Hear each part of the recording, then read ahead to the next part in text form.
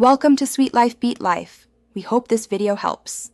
You start by opening Google Translate and choosing the target language. This matters because voices differ by language.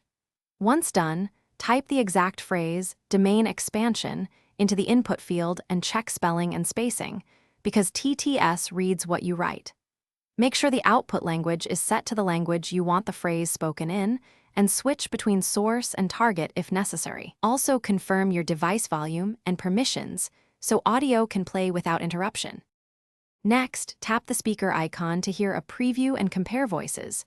You may have options like different genders or regional variants. Once you identify the clearest voice, adjust speech rate. Slightly slower often yields cleaner enunciation for compound phrases like domain expansion.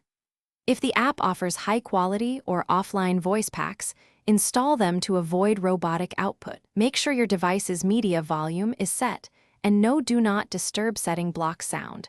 Because to finalize, refine the text. Experiment with phonetic tweaks like domain expansion or add hyphens to nudge pronunciation. Test variations until the TTS matches your goal. If audio fails, clear the app cache, update Google Translate, or switch to the web version. Those fixes resolve most playback issues.